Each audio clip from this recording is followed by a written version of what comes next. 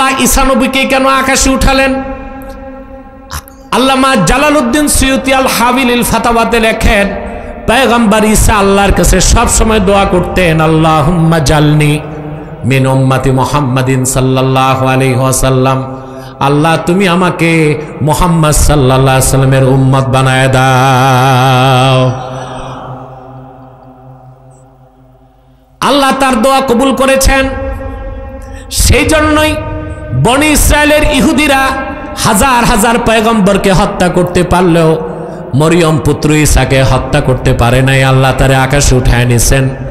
হানাফি মাযহাবের শ্রেষ্ঠ আকীদার কিতাব শারহু ফিকিল আকবর দারুন নাফায়েজ বৈরুতের ছাপ 229 পৃষ্ঠায় স্পষ্ট উল্লেখ আছে, কিয়ামতের আগে দামেস্কের জামে মসজিদের ছাদে মরিয়ম পুত্র ঈসাকে আল্লাহ অবতরণ করায় দিবেন। দুইজন ফেরেশতার দুই কাঁধে ভর করে তিনি আসমান থেকে নামবেন। দামেস্কের জামে মসজিদের ভিতরে থাকবেন ইমাম মাহদি। আসর নামাজের আজানও শেষ, একামতও শেষ। লোকেরা বলবে জামাত পড়ান, ইমাম মাহদি বলবেন খবর পেয়েছে আমার ভাই ঈসা রুহুল্লাহ নামছেন। সুবহানাল্লাহ কইবেন। লোকেরা সব দৌড়িয়ে বাইরে বেরিয়ে যাবে, দেখবে দামেস্কের জামে মসজিদের পূর্ব পাশের মিনারা দিয়া ঈসা রুহুল্লাহ নামতেছেন। তিনি ভিতরে ঢুকার পরে ইমাম মাহদি বলবেন ঈসা রুহুল্লাহ আজান শেষ, একামত শেষ, নামাজ পড়ান। সুবহানাল্লাহ। শারহু ফিকিল আকবরে আছে ইমাম আজমের মত, মোল্লা আলী কারি ব্যাখ্যা করেছেন, ফায়ুশিরুল মাহদি ইলা ঈসা ইবনে মারইয়ামা বিত্তাকাদ্দুম। সুবহানাল্লাহ। ইমামে মাহদি হযরত ঈসাকে ইশারা করে বলবেন আপনি নামাজ পড়ান, আগে যান। ইমামে মাহদি তাকে ঈসা নবী জবাব দিবেন, না, নামাজ আমি পড়াবো না, আপনি তো ইমাম, আপনি পড়াবেন। পয়গম্বর ঈসা যিনি বনি ইসরায়েলের উলুল আজম পয়গম্বর নামাজ পড়বেন মাহদির পিছে কেন? মোল্লা আলী কারি লিখেছেন, ফায়াক্তাদি বিহি লিয়াজহারা মুতাবিআত নবিয়িনা মুহাম্মদ সাল্লাল্লাহু আলাইহি ওয়াসাল্লাম। ঈসা নবী মাহদির পিছে নামাজ পড়ে এই কথার প্রমাণ দিবেন জগৎবাসীরে, আমি এখন আর নবী হিসেবে আসি নাই, মুহাম্মদ সাল্লাল্লাহু আলাইহি ওয়াসাল্লামের উম্মত হিসেবে এসেছি। আমার যে মুসলমান ভাইরা খ্রিস্টান হয়েছে কান পেতে শুনে রাখো, পয়গম্বর ঈসা দরখাস্ত করে আল্লাহর হাবিবের উম্মত হলেন, আর তুমি তো বিনা দরখাস্তে আল্লাহর হাবিবের উম্মত ছিলা, সামান্য কিছু টাকার লোভে খ্রিস্টান হয়ে গেলা, কাল কিয়ামতের দিন কেমন করে চেহারা দেখাবা? ফিরে আসো, তবার সুযোগ আছে, তবার দরজা খোলা আছে, ফিরে আসো। আর বাংলাদেশে যত খ্রিস্টান পাদ্রী পুরোহিত আছে বসো আমার সাথে, বাইবেলে একটা কথাও ঈশ্বরের তা তারা প্রমাণ দিতে পারবে না। পুরা বাইবেল ভেজাল, ফোকলা, এটার অথেন্টিসিটি শূন্যের পর্যায়ে চলে গেছে। এটা কোনো ধর্মই না, এটা একটা সংস্কৃতিতে রূপ নিয়েছে। অতএব যারা মুসলমান তাদেরকে শপথ নিতে হবে, আপনার জান থেকেও ইমানটাকে বড় বানাতে হবে। ইমামে খাজেন তফসির খাজেন আয়াতের তফসিরে লেখেন, আল্লাহর আখিরি নবী নূর নবীজি মোহাম্মদ মুস্তাফা সাল্লাল্লাহু আলাইহি ওয়াসাল্লাম দুনিয়ার থেকে বিদায় নেবার মাত্র 81 দিন আগে আল্লাহ এই আয়াত নাজিল করেছেন। রাসূল করিম সাল্লাল্লাহু আলাইহি ওয়াসাল্লাম উপস্থিত ছিলেন আরাফার ময়দানে।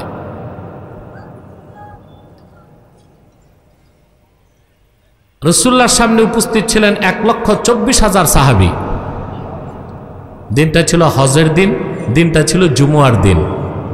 সুবহানাল্লাহ বলবেন। আসর নামাজের শেষ সময়, মাগরিব নামাজের কিছু আগে জিবরিল চলে আসলেন, ঘোষণা করলেন আল ইয়াউমা আকমালতু লাকুম দীনাকুম। আল্লাহ বলেন মানব জাতি আদম থেকে ঈসা পর্যন্ত লাখের উপর নবী রাসূল দিনের দাওয়াত দিয়েছেন, দিন আমি পরিপূর্ণ করি নাই। কিন্তু আমার দোস্ত আখিরি নবী মুহাম্মদ সাল্লাল্লাহু আলাইহি সাল্লামের 23 বছরের মেহনতের কারণে আজকের এই দিন আমি তোমাদের জন্য দ্বীন ইসলামকে পরিপূর্ণ করে দিলাম। ওয়া আতমামতু আলাইকুম নি'মাতি, তোমাদের উপর আমার নেয়ামতকে পরিসমাপ্ত করলাম। ওয়া রাদিতু লাকুমুল ইসলামা দীনা, আর একমাত্র ইসলামকে আমি আমার দিন হিসেবে মনোনীত করলাম, স্বীকৃতি দিলাম। ঘোষণাকার। এই আয়াতের ব্যাখ্যা আমরা ততটুকু বুঝি নাই, গুরুত্ব তাৎপর্য অনুধাবন করি নাই ১,৫০০ বছর আগে মদিনা মুনাওয়ারার ইহুদিরা যতটুকু বুঝতে পেরেছিল। আমি হাদিসটি শোনাচ্ছি, সুনান তিরমিজিতে এসছে, সহিহ বুখারীতে আছে, তাফসীর খাজেনে আছে, অসংখ্য তাফসীরের কিতাবে আসছে। আমি যে আয়াতের ব্যাখ্যা শোনাচ্ছি সূরা মায়দা। কোন সূরা? আল্লাহর হাবিব সাল্লাল্লাহু আলাইহি সাল্লামের আপন চাচাতো ভাই খুদে সাহাবী আব্দুল্লাহ বিন আব্বাস রাদিয়াল্লাহু তাআলা আনহুমা তিনি সূরা মায়দা তেলাওয়াত করছিলেন। যখন তিনি আল ইয়াওমা আকমালতু লাকুম এই অংশটা পড়লেন, ওখানে বসে থাকা মদিনা মুনাওয়ারার সবচেয়ে বড় ইহুদি আলেম কাবুল আহবার বসার থেকে দাঁড়ায় গেছে।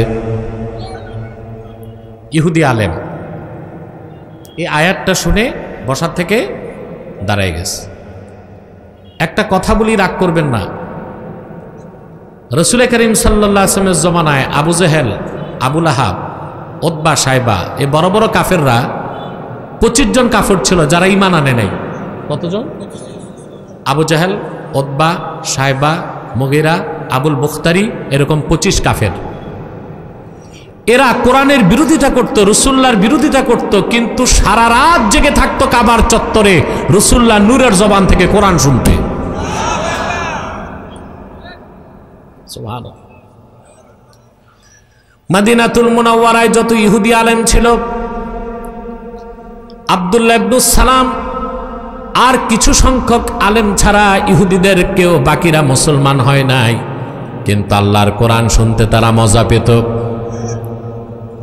কিন্তু আমার দেশে এমন মুসলমান নামদারি বুদ্ধিজীবী আছে, নাস্তিক আছে, ব্লগার আছে, কোরআন শুনতেও চায় না, কোরআন মানতেও চায় না। এই জন্য আব্দুল্লাহ ইবনে আব্বাস কোরআন শরীফ পড়তেন, মুসলমানরাও বসতো, ইহুদিরাও কোরআন শুনতে মজা পাইতো না। আমার দেশের বুদ্ধিজীবী যেগুলো রাষ্ট্রচিন্তক আর পলিসি মেকার হয়ে বসছে, ওদের কাছে কোরআন হাদিস ভালো লাগে না, লালনের সঙ্গীত আর রবীন্দ্রসঙ্গীত ভালো লাগে। তার কারণ একটাই, মৌমাছি দৌড়ায় ফুল বাগানে আর তেলাপোকা ডাস্টবিনে। মৌমাছি ফুল বাগানে আর তেলাপোকা ডাস্টবিনে। বাংলাদেশ 14 কোটি মুসলমানের দেশ বলেন, মুসলমান সবচেয়ে বড় পরাধীন বাংলাদেশে। যে তা না হতো, ফেসিবাদের বিদায়ের পর বাংলাদেশে রাখাল রাহার মতো কুলাঙ্গার নাস্তিক আর গালেবের মতো ইডেন কলেজের প্রফেসর আল্লাহ তার হাবিবের শানে বেয়াদবি করার সাহস কিভাবে পেয়েছে আমরা জানতে চাই। শাস্তি চাই, ফাঁসি চাই। মুরতাদের শাস্তি কি? মুরতাদের মধ্যে অন্য মুরতাদরা তওবা করলে তওবা কবুল হবে, কিন্তু মুরতাদদের মধ্যে শাতেম যারা আল্লাহকে গালি দেয়, রাসূলুল্লাহকে গালি দেয়, তওবা করলেও মৃত্যুদণ্ড থেকে তারা খালাস পেতে পারে না। ঠিক কিনা? আমরা দেশে কি পাইছি এখন দেখেন। এ রাখাল রাহাকে দায়িত্ব দিয়েছে এনসিডিবিতে বই লিখার কাজ, আর লোক পায় নাই। যেসব বুদ্ধিজীবী মেয়াদ উত্তীর্ণ গাঁজা খায়া মাথা উলায় রাখছে, এরা দায়িত্ব নিছে রাষ্ট্র সংস্কারের, বই সংস্কারের, আইন সংস্কারের। কোনোদিন সংস্কার সম্ভব হবে না।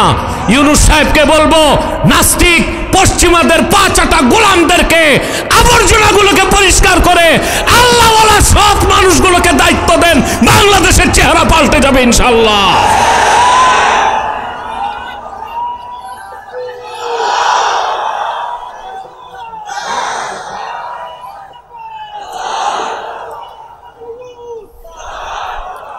আমার প্রাণপ্রিয় রংপুরবাসী ভাইরা,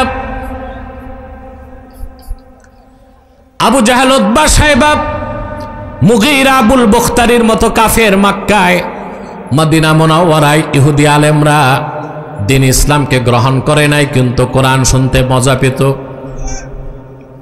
আর আমার দেশে মুসলিম নামদারি এসব বুদ্ধিজীবী নাস্তিক ব্লগারগুলো ইসলামকে মানতেও চায় না, কোরআনকে শুনতেও চায় না। নিকৃষ্ট কোনগুলো? ওই কাফেরগুলো না এগুলো? কোনগুলো? এগুলো নিকৃষ্ট। আব্দুল্লাহ বিন আব্বাস কমে বাড়ে বিন আব্বাস রাদিয়াল্লাহু তাআলা আনহুমা তিনি তেলাওয়াত করতেছিলেন সূরা মায়দা, মনে পড়ছে? মুসলমানদের সাথে বসা ছিল তৎকালে মদিনা মুনাওয়ারার ইহুদিদের সবচেয়ে বড় আলেম কাবুল আহবার। আমার ভাইরা, আব্দুল্লাহ ইবনে আব্বাস যখন আলিয়াউমা আকমালতু লাকুম এই অংশে পৌঁছলেন, বসার থেকে ইহুদি দাঁড়ায়া কাবুল আহবার বলল, আব্দুল্লাহ বিন আব্বাস, এইরকম একটা আয়াত কোরআনে আছে, আমি তা জানতাম না। লাউ নাযালাত হাযিহিল আয়াতু আলাইনা, যদি এই রকম আয়াত আমাদের নবী মুসার উপর ইহুদিদের উপর আল্লাহ নাজিল করতেন, লাত্তাখাযনা যালিকাল ইয়াওমা ঈদা, খুশির চোটে আয়াত নাজিলের দিনটারে আমরা ঈদের দিন বানায় নিতাম। এরকম একটা আয়াত কোরআনে আছে, তা তো আমি জানতাম না। সুবহানাল্লাহ। এরকম একটা আয়াত যদি তাওরাত কিতাবে আসতো মুসা নবীর উপর আয়াত নাজিলের দিনটাকে অবিস্মরণীয় করতে, আমরা দিনটার ঈদের দিন বানাইতাম। আব্দুল্লাহ ইবনে আব্বাস জবাব দিলেন, ইহুদি তোমার জানা নাই? ক্বালা ওয়াল্লাহি ইন্নাহা নাযালাত আলা রাসূলিল্লাহি সাল্লাল্লাহু আলাইহি ওয়াসাল্লাম ফি ইয়াউমি ঈদাইন। আল্লাহর কসম রে ইহুদি, আয়াতটা আল্লাহর হাবিবের উপর এমন একদিন নাজিল হয়েছে যেদিন ডবল ঈদ হয়েছে। দিনটা ছিল জুমুয়ার দিন, দিনটা ছিল হজের দিন। সুবহান। পরবর্তীতে কাবুল আহবার এই একটা আয়াতের মর্ম বুঝে হযরত ওমরের কাছে ইসলাম গ্রহণ করে মুসলমান হয়ে গেছে। আমার ওইসব বিভ্রান্ত ভাই, তোমরা যারা ইসলাম ছেড়ে খ্রিস্টান ধর্ম গ্রহণ করছো, কান পেতে শুনে রাখো, আল্লাহর কোরআনের সমর্থন ছাড়া ঈসা নবীর নবুয়ত টিকানো সম্ভব না। ঈসা যে নবী ছিল এটা প্রমাণ করার মতো বাইবেলে কোনো দলিল নাই। ঈসার মা মরিয়ম যে সতী ছিল, চরিত্রবতী ছিল, ইহুদিরা অপবাদ দিছে মারিয়াম ব্যভিচার করছে, আল্লাহর কোরআন পবিত্রতা ঘোষণা করছে। ১৫০০ বছর আগে ইহুদি ও খ্রিস্টানদের বড় বড় আলেমরা মুসলমান হয়ে গেছে। আর তোমরা কিনা জন্মসূত্রে মুসলমান হয়ে ইসলামকে বাদ দিয়া সেই বিকৃত মিথ্যা আশ্রিত ফোকলা কিচ্ছু নাই খ্রিস্টান ধর্মে ঢুকছো। ফিরে আসো ইসলামের দিকে, আসো ইমানের দিকে, তাওহীদের দিকে, রিসালাতের দিকে, দ্বীন ইসলামের দিকে ফিরে আসো। তোমাদেরকে আমি উদাত্ত আহ্বান করছি। কথা বুঝতেছেন? এখন এমন একটা আয়াত যেটা নাজিল হলো যেদিন ডবল ঈদ হয়েছে, তা আয়াতের মর্মটা কি বুঝছেন আপনারা? আপনারা না বুঝলেও ইহুদি আলেম বুঝেছিল কিনা? কথা বলেন, বুঝতেছেন না? আমাকে একটু বুঝাতে হবে। আল্লাহ রাব্বুল আলামিন বলেন, আল ইয়াউমা আকমালতু লাকুম দীনাকুম, আজকের এই পবিত্র হজের দিন আমি তোমাদের জন্য দ্বীন ইসলামকে পরিপূর্ণ করে দিলাম। অর্থটা আমি বুঝাই দিচ্ছি। আল্লাহ বলতে চাইলেন, আদম থেকে ঈসা পর্যন্ত 1 লক্ষের উপর নবী রাসূল দ্বীনের দাওয়াত দিয়েছেন, দ্বীন পরিপূর্ণ হয় নাই। কিন্তু আমার হাবিব মুহাম্মদ সাল্লাল্লাহু আলাইহি সাল্লাম মাত্র 23 বছর দ্বীনের দাওয়াত দিয়েছেন, আমি দ্বীন পরিপূর্ণ করে দিলাম। তাহলে এ কথা বোঝা যায়, লাখের উপর পয়গম্বরের মেহনতকে এক পাল্লায় দিলেও শুধুমাত্র আল্লাহর হাবিবের 23 বছরের মেহনতের সমান ওজন হবে না। হবে? সুবহানাল্লাহ। এরপরে আল্লাহ তাআলা বললেন, ওয়া আতমামতু আলাইকুম নিয়ামাতি, তোমাদের উপর আমার নিয়ামতকে পরিসমাপ্ত করলাম। এটা বুঝেন, আল্লাহ দিনকে শুধু পরিপূর্ণ করেন নাই, পরিসমাপ্তির সাথে পরিপূর্ণ করছেন। অনেক কাজ অসমাপ্ত রেখে পরিপূর্ণ করা যায়, যায় কি না? আমার কথা শুনেন, এই দিক তাকান, যায় কি না? আপনি পরীক্ষার হলে ঢুকছেন, সময় 3 ঘন্টা, 100 মার্কসের উত্তর দিবেন, সময় কত? আপনি খুব লেখলেন, 3 ঘন্টা শেষ, অ্যান্সার হয়েছে 80। পরীক্ষা পরিপূর্ণ, কিন্তু সমাপ্ত হয়েছে না অসমাপ্ত? অসমাপ্ত। আপনি টাইম যা পাইছেন সে টাইমে 100 অ্যান্সার করতে। আল্লাহ স্পষ্ট করে দিলেন, দিন ইসলামকে আল্লাহ শুধু পরিপূর্ণ করেন নাই, পরিসমাপ্তির সাথে পরিপূর্ণ করেছেন, যেন এই দিন ইসলাম কিয়ামত পর্যন্ত মানুষকে দিক নির্দেশনা দেয়। এই দিন ইসলামকে যারা গ্রহণ করবে, ইহকালীন কল্যাণ আর পরকালীন মুক্তির জন্য যেন তাদেরকে অন্য কোনো ধর্ম, তন্ত্র, মতবাদের মুখাপেক্ষী হতে না হয়। ঠিক না? সুবহানাল্লাহি বিহামদি। আল্লাহ এখানে স্পষ্ট করে দিলেন, আদম থেকে ঈসা পর্যন্ত 1 লক্ষের উপর নবী রাসূল দিনের দাওয়াত দিয়েছে, দিন পরিপূর্ণ হয় নাই। আমার হাবিব 23 বছর দিনের দাওয়াত দিয়েছেন, আমি দিনকে পরিপূর্ণ করলাম, পরিসমাপ্ত করলাম। তার মানে নবুয়ত রিসালাতের দরজা বন্ধ করে দিলাম। একমাত্র দিন ইসলাম, এর বাইরে কোনো ধর্ম নাই, দিন নাই। ভালো করে দেখেন মুসলমান, সেজন্য হাদিস সাক্ষ্য দেয়, পূর্বের 1 লক্ষের উপর নবী রাসূলের কাছে জিবরিল এসেছেন, প্রত্যেকের কাছে কয়বার? ইব্রাহিম নবীর কাছে এসেছেন মাত্র 10 বার, মুসা নবীর কাছে কয়েকশো বার, ঈসা নবীর কাছে এসেছে মাত্র 415 বার। আর আল্লাহর হাবিব আখিরি নবী মুহাম্মদ সাল্লাল্লাহু আলাইহি সাল্লামের খেদমতে জিবরিল 23 বছরে এসেছেন 24,000 বার। কতবার? সুবহানাল্লাহ। ইব্রাহিম নবীর কাছে কয়বার? 10 বার। মুসা নবীর কাছে কয়েকশো বার, ঈসা নবীর কাছে মাত্র 415 বার। আর আল্লাহর হাবিব সরওয়ারে কায়নাত, নবিউল আম্বিয়া, সৈয়দুল মুরসালিন, খাতামুন নবিয়্যিন, রাহমাতুল লিল আলামিন মুহাম্মদ মুস্তাফা সাল্লাল্লাহু আলাইহি সাল্লামের কদমে জিবরিল এসেছেন 1500 বছর আগে দ্বীনের পয়গাম নিয়ে 24,000 বার। আমরা কিন্তু বুঝি নাই, এই জন্য আমাদের পরিবর্তন নাই। ইহুদি আলেম বুঝতে পেরেছিল, ঠিক না? আমার মুসলমান ভাইরা, তারপরে আল্লাহ স্পষ্ট করে দিলেন, ওয়া আতমামতু আলাইকুম নিয়ামাতি, তোমাদের উপর আমার নিয়ামতকে সমাপ্ত করলাম। দিন পরিপূর্ণ করে আল্লাহ তাআলা ওহী আসার দরজা বন্ধ করে দিলেন। নবী আসার পথ কথা বলে না। মুহাম্মদ সাল্লাল্লাহু আলাইহি ওয়াসাল্লামকে আল্লাহ 1500 বছর আগে প্রেরণ করে দিনকে পরিপূর্ণ করে নবুয়ত রিসালাতের দরজা বন্ধ করে দিলেন। ওনার পরে আজ পর্যন্ত কোনো নবী আসে নাই, কিয়ামত পর্যন্ত আসবে। পূর্বে নবীর পরে নবী আসার 3টা কারণ থাকতো। কয়টা? আদম থেকে ঈসা পর্যন্ত যত নবী এসেছেন, প্রত্যেক নবী ছিলেন আঞ্চলিক নবী। একটা অঞ্চলের নবী, একটা জাতির নবী, সেজন্য আরেক অঞ্চলের জন্য আরেক জাতির নিকট আরেক নবী লাগতো। নবীর পরে নবী আসতো, নবীর পরে নবীর সাথে নবী আসতো। যেমন এক জাতি এক দেশ এক সময়, মুসা তিনিও নবী, তার ভাই হারুনও ছিলেন নবী, ঠিক না? হযরত ইয়াকুব ছিলেন কেনানে নবী, তার পুত্র ইউসুফ ছিলেন মিশরে নবী। সুবহানাল্লাহ। প্রত্যেক নবী ছিলেন কি আঞ্চলিক নবী, কি নবী?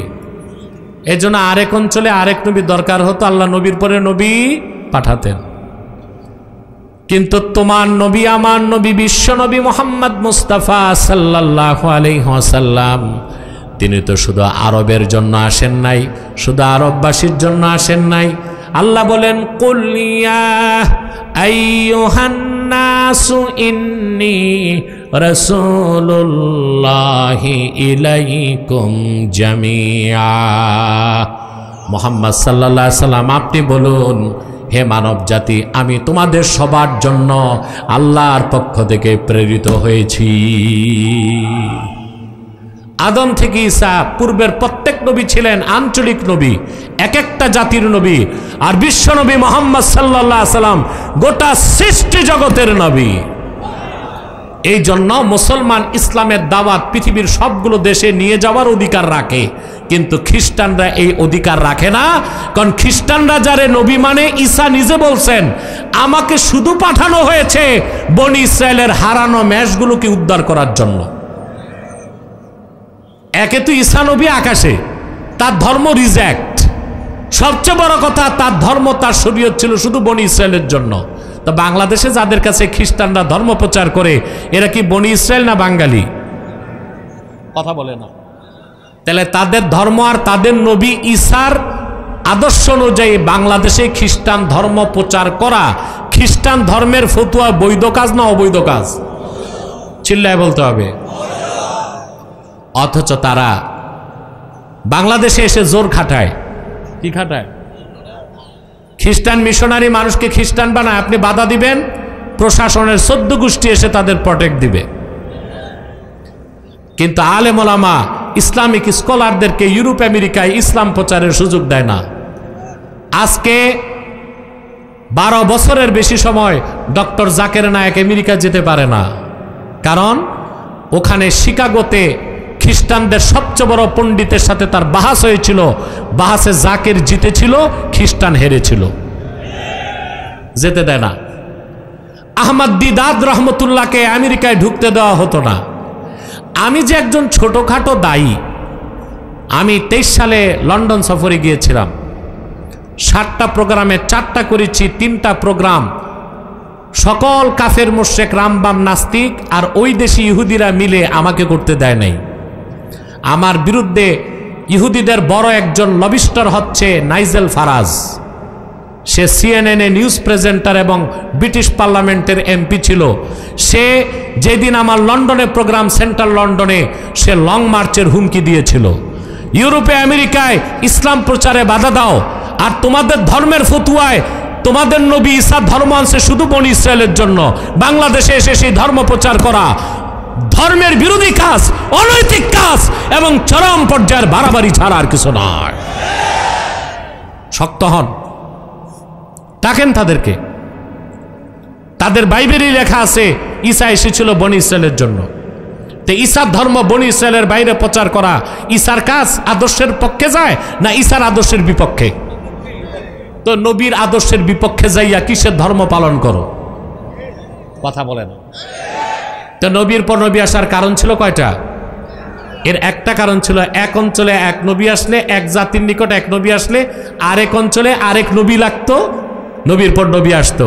কিন্তু মুহাম্মদ সাল্লাল্লাহু আলাইহি সাল্লামকে প্রেরণ করে আল্লাহ 1500 বছর আগে নবুয়তের রিসালাতের দরজা বন্ধ করে দিয়েছেন, কারণ তিনি আরববাসীদের নবী ছিলেন না, তিনি সৃষ্টি জগতের নবী হিসেবে এসেছেন। পূর্বে নবীর পর নবী আসার দ্বিতীয় কারণ হতো, কথা শুনতেছেন ভাই? মনোযোগ আছে তো? দ্বিতীয় কারণ হতো যে আপনার পূর্বের পয়গম্বর দিনের কাজ করতে করতে ইন্তেকাল করতেন, বাকি কাজ ধরতে আরেকজন নবী লাগতো, নবী আসতো। ইমামে ফখরুদ্দিন রাজি তাফসির কবিরের মধ্যে সূরা আহজাবের 40 নম্বর আয়াতের ব্যাখ্যায় লেখেন, ওয়া ইন তারাকা শাইআম মিনান নাসিহাতি ওয়াল বায়ান ইয়াস্তাদরিকুহু মাইয়াতি বাদা। একজন পয়গম্বর দিনের কাজ যা বাকি রেখে যেতেন, আরেক পয়গম্বর এসে বাকিটা শুরু করতেন। কিন্তু আল্লাহ তাআলা আখিরি নবী মুহাম্মদ সাল্লাল্লাহু আলাইহি সাল্লামকে 1500 বছর আগে প্রেরণ করে দিনকে পরিপূর্ণ করে দিয়েছেন। আল্লাহর রসুল কিছু বাকি রেখে যান নাই। এজন্য নবীর পরে নবী আসার দ্বিতীয় কারণটাও আল্লাহ ক্লোজ করে দিয়েছেন। রসুল্লাহ কিছু বাকি রেখে গেছেন? কথা বলে না। বাকি রেখে গেছেন? তো নবীর পর নবী আসার দ্বিতীয় কারণটা আল্লাহ 1500 বছর আগে কি করছেন? বন্ধ করে দিয়েছে। নবীর পরে নবী আসার তৃতীয় কারণ কি ছিল? নবীকে আল্লাহ যে দলিল দিতেন কিতাব কিতাব কিতাব, যেমন মুসাকে দিয়েছেন তাওরাত, ঈসাকে দিয়েছেন ইনজিল, দাউদকে দিয়েছেন জাবুর, ঠিক না? কথা বলেন। তো ওই কিতাবগুলো হেফাজতের দায়িত্ব আল্লাহ নবীদেরকে দিতেন। নবীরা এন্তেকালের পর ধর্মের ধান্দাবাজ ধর্ম ব্যবসায়ী প্রতারকরা ধর্মগ্রন্থের মধ্যে ভেজাল ঢুকাই দিত। সেজন্য সারা দুনিয়া এখন আর তাওরাত নাই, ওল্ড টেস্টামেন্ট আছে। এটা আল্লাহর বাণী না, পাদ্রীদের তৈরি করা। ঠিকটা ঠিক মতো কইতে পারলা না রংপুরবাসী? আইতে কি উডি খাও নাই? হ্যাঁ বলেন।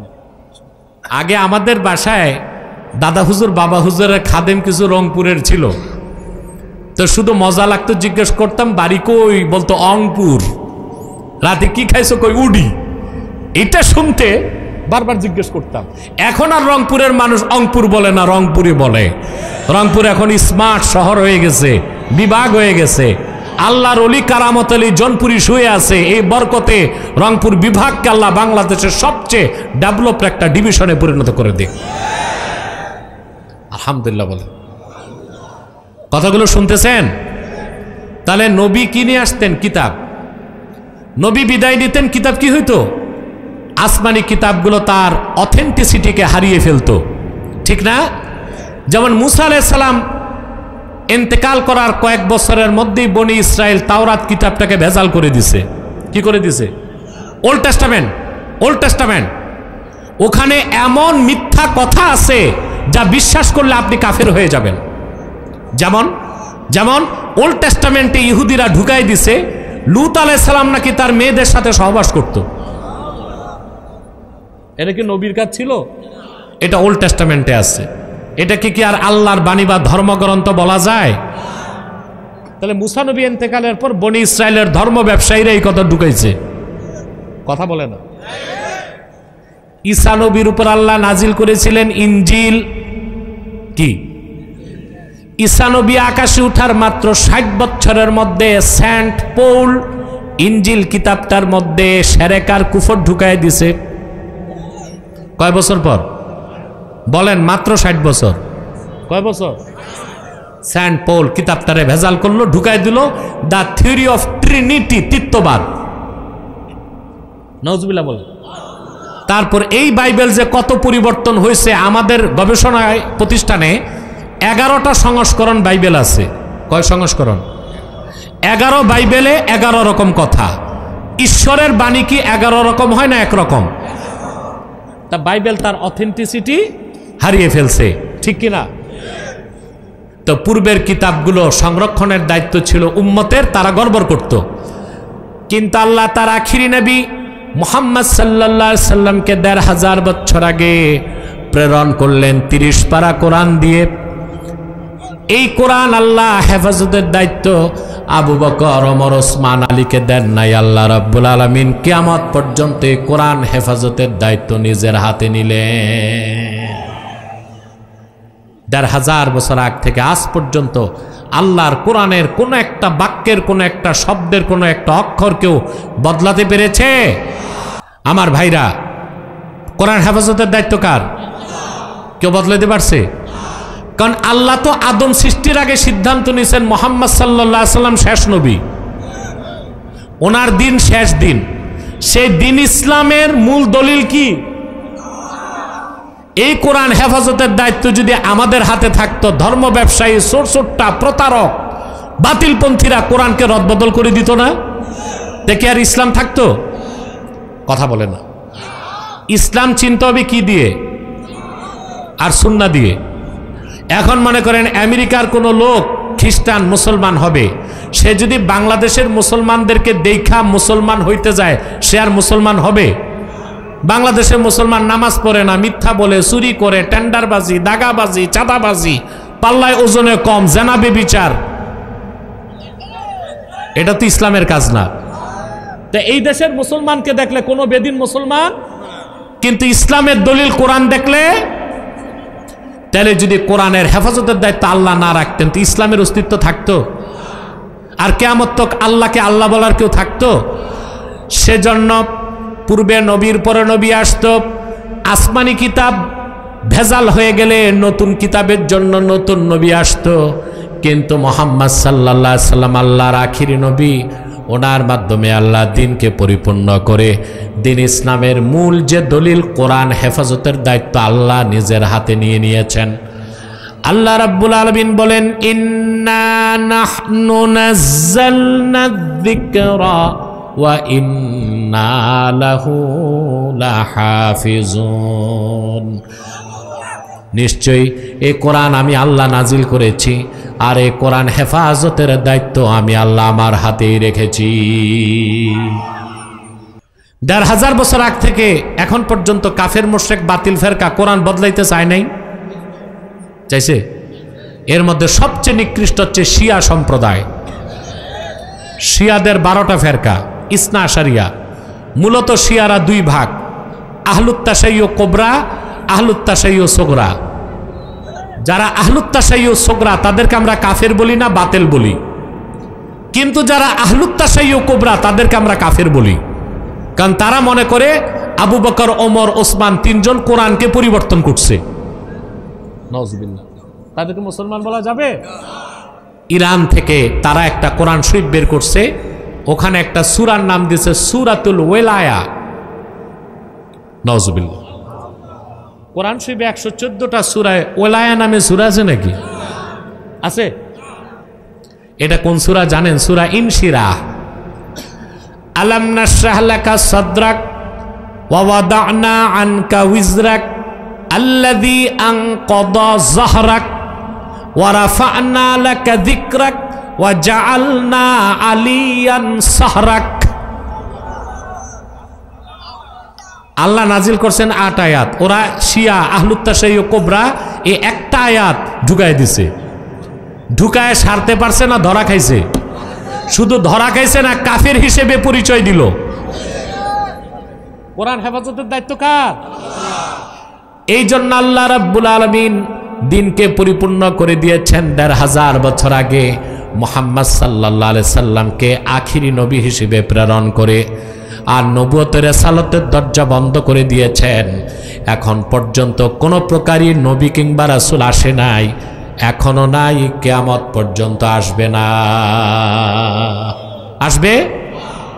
এখন মুহাম্মদ সাল্লাল্লাহু আলাইহি ওয়াসাল্লামকে ১৫০০ বছর আগে আল্লাহ প্রেরণ করে দিনকে পরিপূর্ণ করলেন। ওনার পরে আজ পর্যন্ত কোনো প্রকারই নবী কিংবা রাসূল আসে নাই, এখনো নাই, কিয়ামত তক আসবে না। এই বিশ্বাসটার নাম আকীদা খাতমে নবুয়ত। এই বিশ্বাস যার থাকবে না সে মুসলমান না কাফের? ওমান শাক্কা ফি কুফরিহি ফাহুয়া আইজান কাফের।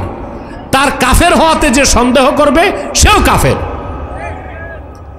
এই আকীদা খাতমে নবুয়তের বিপক্ষে 2টা কাফের সম্প্রদায় কাজ করতেছে। এর মধ্যে একটা হচ্ছে ঈসাই জামাত। এই যে খ্রিস্টানদের যে দলটা মানুষকে খ্রিস্টান বানাচ্ছে, এরা বাংলাদেশে ঢুকছে 1975 সালে।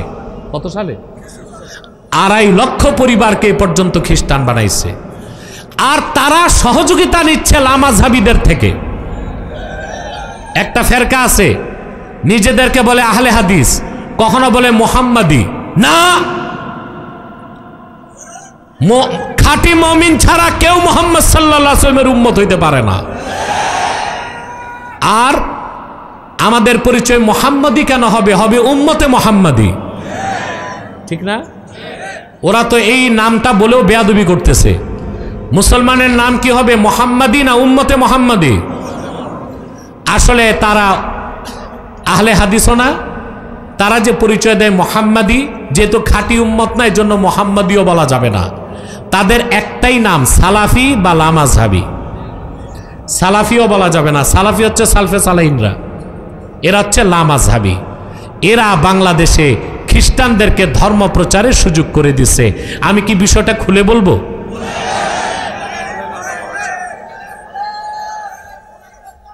খ্রিস্টানরা মানুষকে খ্রিস্টান বানাবার ক্ষেত্রে প্রথম যে অস্ত্রটা ব্যবহার করে সেটা হচ্ছে মুহাম্মদ সাল্লাল্লাহু আলাইহি ওয়াসাল্লাম শাফাত করতে পারবেন না, শাফাত করবে ঈসা। অতএব ইসলামে থেকে লাভ কি? ঈসার ধর্ম গ্রহণ করি যে শাফাত করবে। নাউজুবিল্লাহ বলেন। প্রিয় ভাইরা, তোমাদের কাছে আমার জিজ্ঞাসা, আল্লাহর হাবিব মুহাম্মদ সাল্লাল্লাহু আলাইহি ওয়াসাল্লাম শাফাত করতে পারবেন না, এই কথাগুলো টেলিভিশন চ্যানেলে ওয়াজের মাঠে প্রচার করে কোন ফেরকার মৌলবীরা? লামাযহাবীরা। তাহলে খ্রিস্টানদেরকে ধর্ম প্রচারের ক্ষেত্র বানায় দিচ্ছে কারা? জোরে বলেন। এই লামাযহাবীদের কোমরের রশি আটলান্টিকের ওপারে, ওখান থেকে আসে ডলার। কি আসে দেখেন না, এরা অনুষ্ঠান করে 5 স্টারে টাকা পায় কোত্থেকে? 5 স্টারে অনুষ্ঠান করে টাকা আসে কোত্থেকে? প্রশ্ন আসে। টাকা তো আসে আটলান্টিকের ওপার থেকে, টাকা তো আসে বিলেত থেকে, টাকা তো আসে ইসরায়েল থেকে। অথচ আল্লাহর হাবিব মুহাম্মদ সাল্লাল্লাহু আলাইহি ওয়াসাল্লাম শাফাত করবেন, ঈসা শাফাত করবে না। এটা ঈসা নিজে বলে গেছেন, যা বাইবেলে আছে। আমি একটা গল্প শুনাই। 2016 সালে আপনাদের কুষ্টিয়া শান্তিডাঙ্গায় 22টা পরিবার খ্রিস্টান হয়ে গেছে। আমার কাছে ফোন গেল, আজকে না 2016। আমি আমার তাহরিকে খাতমে নবুওয়াত বাংলাদেশের কেন্দ্রীয় কমিটি নিয়ে গেলাম। শান্তিডাঙ্গাটা কুষ্টিয়া ইসলামী বিশ্ববিদ্যালয়ের দেওয়ালের ওপারে। যে বিশ্ববিদ্যালয়, ইসলামী বিশ্ববিদ্যালয়, এত আলেম স্কলার, ওদের চোখের নিচে শান্তিডাঙ্গায় খ্রিস্টানরা মিশনারি কাজ করে 22টা পরিবারকে খ্রিস্টান বানাই দিয়েছে। আমি গেলাম সেখানে। কুষ্টিয়া বিশ্ববিদ্যালয়ের মসজিদের যে খতিব, লোকটা মারা গেছে গাড়ি দুর্ঘটনায়, তার উস্তাদও মারা গেছে গাড়ি দুর্ঘটনায়। লোকটা আমার সাথে গেল, আমার টিম গেল। সেখানে পৌঁছার পর আমি মূল যে লোকটা, ওর নাম ছিল নজির আহমদ, খ্রিস্টান হয়েছে। খ্রিস্টানরা তাকে একটা মোটরসাইকেল দিছে, 17,000 টাকা মাস বেতন দিত, একটা বাড়ি করে দিস, একটা বাড়ি করে দিস। আমি তার কাছে গেলাম, ভিডিওটা সোশ্যাল মিডিয়ায় এসে দেখবেন। আমি তাকে বললাম, সে সামনে আসছে, তার বউও সামনে চলে আসছে। এখন সব খ্রিস্টান হয়ে গেছে, আমি চোখ নিচে করে পর্দা আদায় করতেছি। ওটা তো মুসলমান করতে হবে। 2.5 ঘন্টা আমার সাথে সে বিতর্ক করলো। আমি তাকে জিজ্ঞেস করলাম, ভাই তুমি আল্লাহর হাবিব মুহাম্মদ সাল্লাল্লাহু আলাইহি ওয়াসাল্লামের একমাত্র দিন ইসলাম বাদ দিয়া খ্রিস্টান হইলা কেন? তার প্রথম জবাব ছিল, মুহাম্মদ সাল্লাল্লাহু আলাইহি ওয়াসাল্লাম তো শাফাত করতে পারবেন না, তো ওনার ধর্মে থেকে লাভ কি? ঈসা তো শাফাত করবে, এই জন্য খ্রিস্টান হয়েছে। আমার পাশে কুষ্টিয়া বিশ্ববিদ্যালয়ের শিক্ষকটা লামাযহাবী, দেখি তার মুখে অমাবস্যার কালো রাত। সে বুঝতে পারছে তাদের অপপ্রচার সুবিধা নিচ্ছে কারা। তাৎক্ষণিক আমি চ্যালেঞ্জ করলাম, মুহাম্মদ সাল্লাল্লাহু আলাইহি ওয়াসাল্লাম শাফাত করবেন, এটা কোরআনেও আছে, হাদিসেও আছে। কি পরিমাণ হাদিস তা গুণে শেষ করা যাবে না। আর ঈসা যে শাফাত করবে, এটা কোরআনেও নাই, বাইবেলেও নাই। আর সে চ্যালেঞ্জ করলো বাইবেলে আছে। আমি বলছি তো বাইবেল আনো। আমাদের ডিনার দেখছে আমার ভিডিওটা, আমি বলছি বাইবেল আনো। এখন বাইবেল এনে এই পৃষ্ঠা শুধু উল্টায়, খবর নাই। তাহলে লামাযহাবী ভাইরা, তোমরা এই আহলুস সুন্নাহ ওয়াল জামাতের আকীদার বিরুদ্ধে ফতোয়া দিয়া কাউরে তো লামাযহাবী বানাইতেছ না, খ্রিস্টানদের মুখের লোকমা বানাই দিচ্ছ। এবার সংশোধন হও লামাযহাবীরা। এই হানাফিদেরকে বিভ্রান্ত করো না, খ্রিস্টানদের গির্জায় যায় দিনের দাওয়াত দাও। ওই হ্যাডম নাই, খ্রিস্টানদের ক্ষেত্র বানাই দিচ্ছে। হারাগাছের যুবকরা, সুন্নিয়তের ঝান্ডা হাতে তুলে নাও।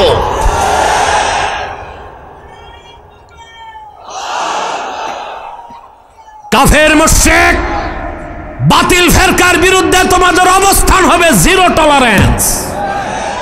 রাজি আছো? রাসূলুল্লাহ শাফাত করবেন কিনা? ইবনে হাজার আসকালানের ফাতাওয়া, ইন্নাল আখবার বিশাফাআতিন নবী সাল্লাল্লাহু আলাইহি ওয়াসাল্লাম কদ বালাগা হাদ্দাত তাওয়াতুর। রাসূলুল্লাহ শাফাত করবেন কিয়ামতের দিন। আল্লাহর হাবিব কিয়ামতের দিন শাফাত করবেন, এই হাদিসগুলো মুতাওয়াতিরের দরজা লাভ করছে। আর কোরআন অস্বীকারী যেমন কাফের, মুতাওয়াতির হাদিস অস্বীকারীও।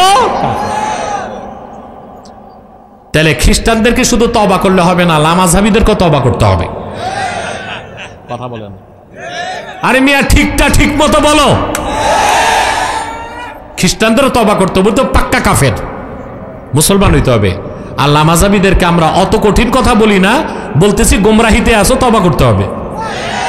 কি করতে হবে? যদি তোমাদের এই বন্ধুকে মনে হয় সে এক্সট্রিমিস্ট, চরমপন্থী, আমি খোদার আল্লাহর নামে শপথ করে বলছি, তোমার বাংলাদেশে যত স্কলার আছে সব নিয়ে বসো, বাহাস লাগবে না, আব্বাসী সংলাপে বসবে।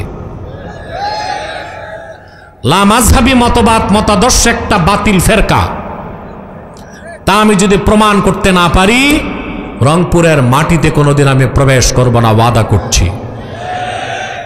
এখানে ডিনার আছে, আর মরহুম করিমউদ্দিন ভরসা, রহিমউদ্দিন ভরসা, এক আমরা ছোটকালে শুনতাম করিমউদ্দিন রহিমউদ্দিন, দুই দলের দুই এমপি, ঠিক না?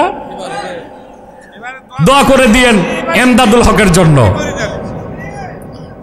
আল্লাহ তারে জনসেবার সুযোগ দেখ। আমি তো এর বেশি বলতে পারি না। এই সম্মানিত সুধী, কথা শুনতেছেন? তো তাদেরকে দায়িত্ব দিয়ে গেলাম, লামাযহাবীরা কখন কোথায় সংলাপে বসতে চায় আমি প্রস্তুত আছি ইনশাআল্লাহ। তাদের আকীদাগুলোর মধ্যে যথেষ্ট ত্রুটি আছে, তাদের আকীদায় শিরক আছে, কুফর আছে। অনেকে মনে করে আমাদের সাথে তাদের দ্বন্দ্ব, আমরা রফে দেন করি না, ওরা করে। আমরা ওয়েতের পরি 3 রাকাত, তারা পরে 1 রাকাত। আমরা নাবির নিচে হাত বাঁধি, তারা বুকের উপর। আমি বলি এটা কোনো দ্বন্দ্বই না, ওদের মূল সমস্যা আকীদাতে। ওদের আকীদা আমার আল্লাহ তাআলার জিসিম আছে আমাদের মতো, এটা একটা শিরকি আকীদা। আমাদের আকীদা মুহাম্মদ সাল্লাল্লাহু আলাইহি সাল্লাম মানুষ, তবে যে বলবে আমাদের মতো সাধারণ মানুষ, সে কাফের। কথা বুঝতে পারছেন? আমরা বলি মুহাম্মদ সাল্লাল্লাহু আলাইহি সাল্লাম শাফাত করবেন, এই বিষয়টা মুতাওয়াতির। তারা বলে মুহাম্মদ সাল্লাল্লাহু আলাইহি সাল্লাম শাফাত করতে পারবেন না। সুযোগ নিচ্ছে কারা? জোরে কোন?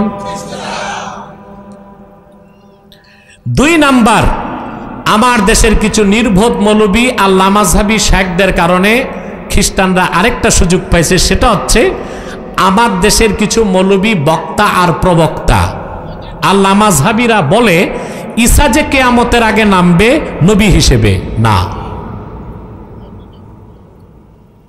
ঈসা বনি ইসরায়েলের নবীর খাতায় নাম থাকবে, নবীর খাতায় নাম থাকবে যে বনি ইসরায়েলের নবী ছিলেন, কিয়ামতের আগে নামবেন উম্মতে মুহাম্মদী পরিচয়।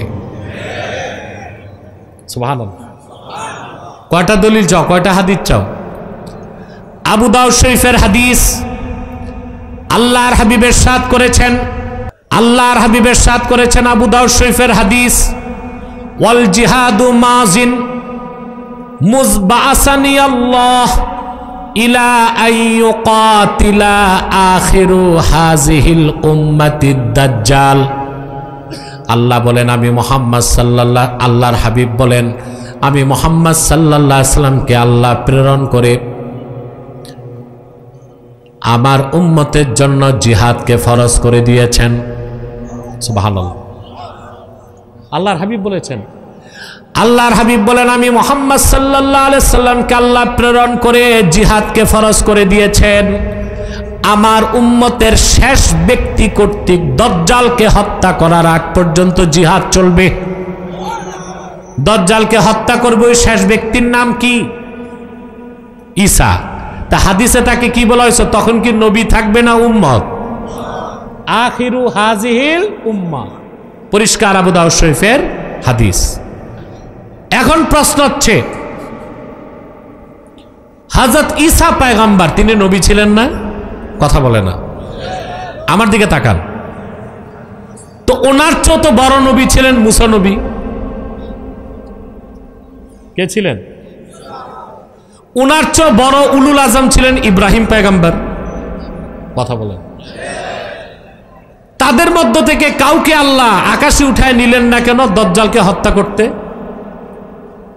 প্রশ্ন হলো ঈসা পয়গম্বরকে আল্লাহ কেন আকাশে উঠালেন? জবাব হচ্ছে দজ্জাল কি তিনি হত্যা করবেন?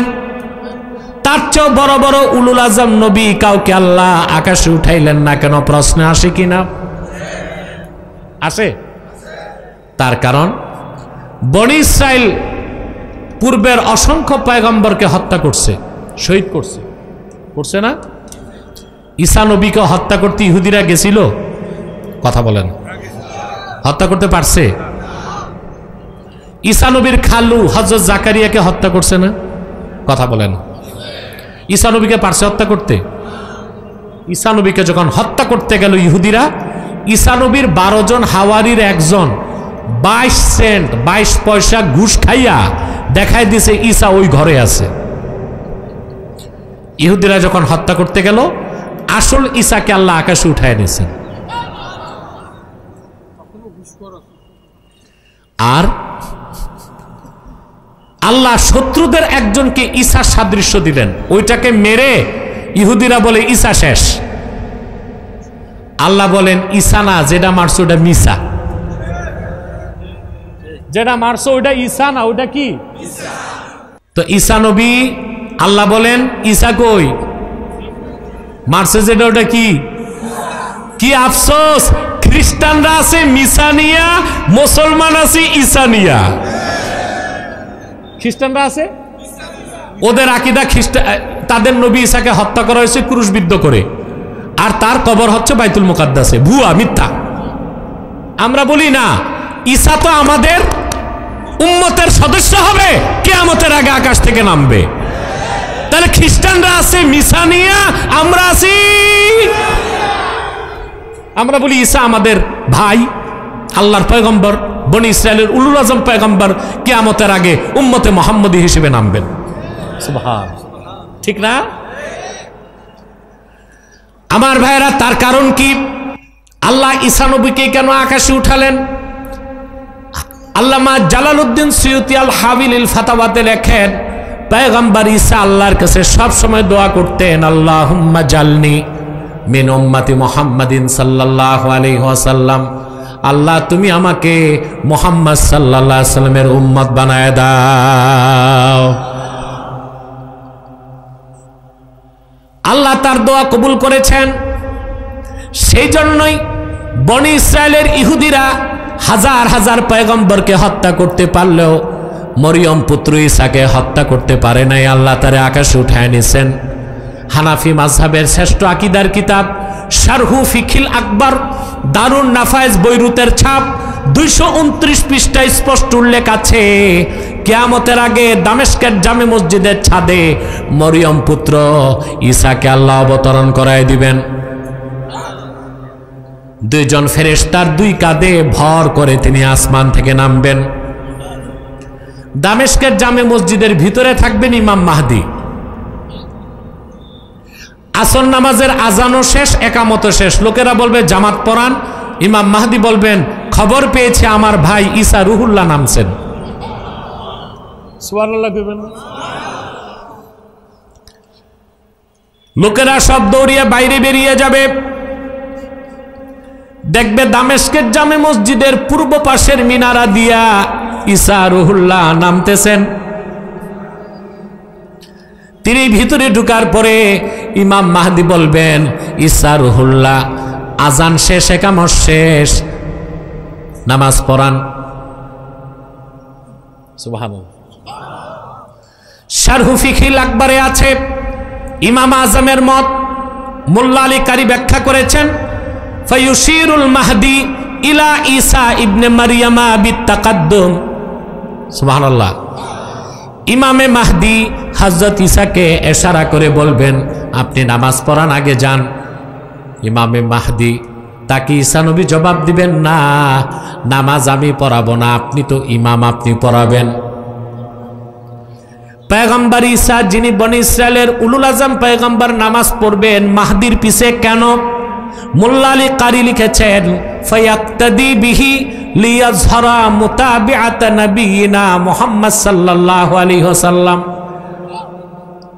ঈসা নবী মাহদির পিছে নামাজ পড়ে এই কথার প্রমাণ দিবেন জগৎবাসীরে, আমি এখন আর নবী হিসেবে আসি নাই, মুহাম্মদ সাল্লাল্লাহু আলাইহি ওয়াসাল্লামের উম্মত হিসেবে এসেছি। আমার যে মুসলমান ভাইরা খ্রিস্টান হয়েছো, কান পেতে শুনে রাখো, পয়গম্বর ঈসা দরখাস্ত করে আল্লাহর হাবিবের উম্মত হলেন, আর তুমি তো বিনা দরখাস্তে আল্লাহর হাবিবের উম্মত ছিলা, সামান্য কিছু টাকার লোভে খ্রিস্টান হয়ে গেলা, কাল কিয়ামতের দিন কেমন করে চেহারা দেখাবা? ফিরে আসো, তবার সুযোগ আছে, তবার দরজা খোলা আছে, ফিরে আসো। আর বাংলাদেশে যত খ্রিস্টান পাদ্রী পুরোহিত আছে, বসো আমার সাথে। বাইবেলে একটা কথাও ঈশ্বরের তা তারা প্রমাণ দিতে পারবে না। পুরা বাইবেল ভেজাল, ফোকলা, এটার অথেন্টিসিটি শূন্যের পর্যায়ে চলে গেছে। এটা কোনো ধর্মই না, এটা একটা সংস্কৃতিতে রূপ নিয়েছে। অতএব যারা মুসলমান তাদেরকে শপথ নিতে হবে, আপনার জান থেকেও ইমানটাকে বড় বানাতে হবে। ব্যক্তির চেয়ে দল বড়, দল থেকে দেশ বড়, দেশ থেকে আমার জান বড়, আমার জান থেকে আমার ইমান বড়, ইসলাম বড়। কল্লা দিয়ে দিব, ইমান দিব না মুসলমান।